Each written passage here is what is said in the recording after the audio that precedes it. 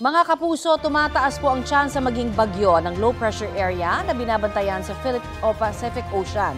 Ayon sa Pag-asa, posibleng bukas ay nasa loob na yan ng Philippine Area of Responsibility. Kung sakali, tatawagin po yan na Bagyong Ramil. Huling namataan yan, 1,665 kilometers, silangan ng Eastern Visayas.